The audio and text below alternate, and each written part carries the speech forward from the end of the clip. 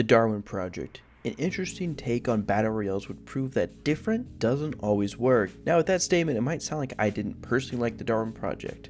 That would actually be really wrong. Being overshadowed by some of the great royales at the time, the Darwin Project was already on an uphill grind at launch. It definitely had some noteworthy times for sure, but ended up in the shadow of its peers. This is the Darwin Project retrospective.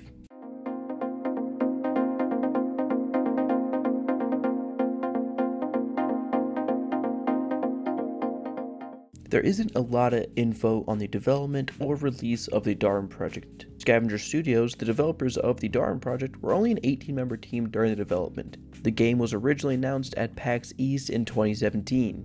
The teaser was only a 30-second long preview, and yet it showed off what this battle royale was bringing to the table that wasn't seen in other games in the genre: a large focus on melee and projectile weapons. This was followed up by a completely animated trailer that wouldn't show off any gameplay. Well, that's in the first half at least. Almost out of nowhere, the trailer jumps to in-game footage showing off various abilities and some fighting.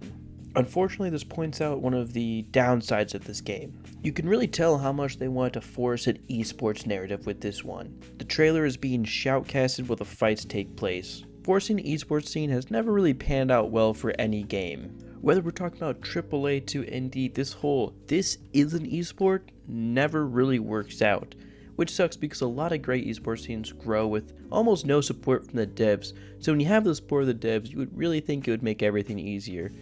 Anyway, the next video is a dev diary, which you could guess gives us a great look at behind the scenes of the Darwin Project's ideas to stand out. They wanted a heavy focus on the tracking, not just the combat. This idea would help keep the pacing in matches and get players into more combat situations. A lot of other battle royales focused on this aspect with cars or quick transportation, but the Darwin Project really tried to focus on getting players into more combat related moments.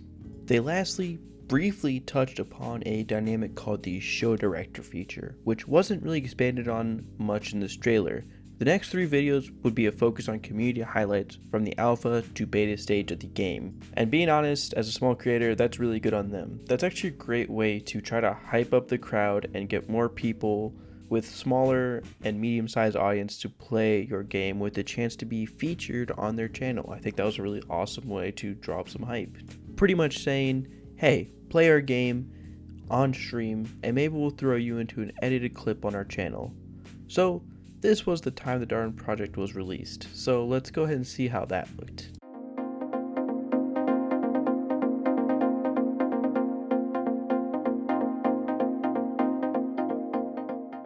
On release, the Darwin Project peaked at a 3K player count, which isn't bad for a small indie team without much marketing. And it didn't take long for the player count to jump all the way up to 12K, but I think I'm getting a little bit ahead of myself. Let's look at the in-between grounds there. Basically, these big jumps are good, but the next big question is if you can hold these player counts. This was in March of 2018, which was also the time the devs dropped the director and it went way more in depth on what the director was. Basically, you got to fly around the match and give some advantages to players while a match was going on. Reception at launch was great. Players were really enjoying this unique take on battle royales, and honestly, so was I. The small player counts and tracking features kept matches quick and at a decent amount of fights each round. No more were the matches of PUBG and H1Z1 where you'd run around and try to find one player only to get outgunned and waste 25 to 30 minutes of your time. No, in 25 to 30 minutes of your time in the Project Darwin, you could have had 2 to 3 fulfilling matches. On top of that, this combat had a pretty well skill curve. I could actually feel myself getting really well over just a short span of matches, learning how to throw, how to aim, basically what power-ups were good, what power-ups were kind of wasted, and the whole crafting system. I was really enjoying myself. No more boring mid-games like other battle royales. Truthfully, I didn't mess with that director role at all. It just seemed a little confusing to me, and I was honestly having too much fun playing the actual game. Which is sort of a bad and good thing because some players are just missing out on this whole big feature, but you're enjoying the game so much, what does it matter? With a positive release, the game's gameplay had to be carrying it at this point. So, here's the thing. I really enjoyed the gameplay of the Darwin Project. I think a lot of people did. but I also think a lot of people weren't exactly enjoying the game. After its 12k peak, the Darwin Project dropped down to 5k in just a month. If this was a bit of a more gradual, I would blame a various numbers of things, but this screams people playing for maybe 1 to 2 matches and just not coming back. I have a few guesses why this happened, but my first one is there are just so many other battle royales at this time. A lot of people weren't ready to drop their current battle royale to try and jump on a new one. They were already so dedicated to another game basically. Dropping whatever their first BR was for a less promising or less rewarding game just didn't seem worth it. Also, people could just have been put off by how different the Darwin Project was from other BRs at the time. Also, while the Darwin Project was trying to make already that steep uphill climb, Realm Royale dropped, and it happened to look a lot like Fortnite, and a lot more streamers were playing Realm Royale and talking really high praises of it. So at the moment, it seemed probably like Realm Royale was the safest way to go between the two, although I hear that really isn't panning out either. Either way, it seemed like the Darwin Project entered this uphill climb with a half tank of gas, and it started to roll the wrong way.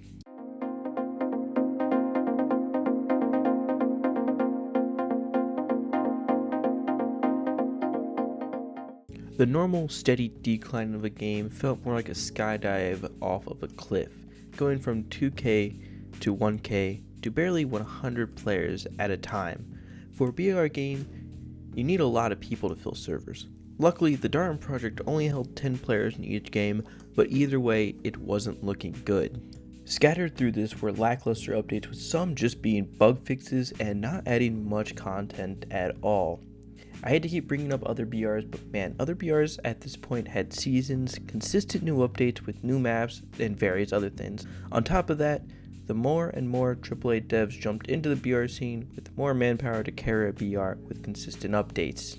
It was proven to be really hard for the Darwin Project to keep up. With finding hard ways to add new content to the Darwin Project, the devs tried to change a lot of the core mechanics to sort of appeal to a wider crowd. You see, Darwin was facing a similar problem Fortnite faced, where the learning curve and the time it took to get good in Darwin wasn't worth the amount of time of playing through sweaty lobbies you had to go through. It was even worse for the Darwin Project because basically with the smaller player counts, you were almost guaranteed to get thrown into a match with some god, while maybe it was only your third or fourth match. This would drive away almost any chance to keep new players. So on the official release, a lot of the mechanics were made simple. This change obviously created a divide in the community. The newer players were really happy with these simpler changes, and the more older, seasoned players were not so happy with these simple changes. And after months of teetering player counts, they released a beta build of the game, basically only in custom private matches. This would almost kill the entire chance to get into a public lobby. Bringing this feature back to please players, funny enough, shrunk the community even more. After all of this, the Darwin Project was really just left with a very small but dedicated fan base. Unfortunately, this wouldn't even last long either.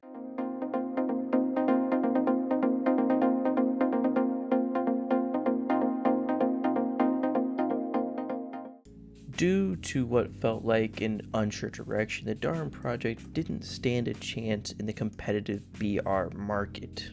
A small team trying to carve out a name for itself couldn't quite break into the spotlight. Even though it had some moments where it could have been great, it never really ran on that potential.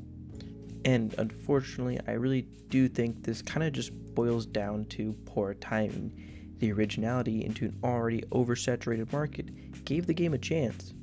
But the slow updates, or the updates that did a little too much, definitely were not helping the Darwin Project.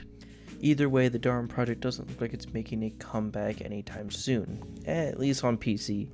I'm not sure what the console ports look like, but I could imagine it's much better than those. The Darwin Project devs are actually moved on to a different game, so go ahead and say the Darwin Project probably isn't going to get any new updates either anytime soon. The Darwin Project came into the scene as an underdog, looking for a chance to upset the big timers and be seen as one of the greats. Instead, the Darwin Project will be fondly remembered by few and a fleeting thought to most. Hey, At least they stuck to their grounds and didn't turn into a PUBG clone. I wonder who I'm talking about with that.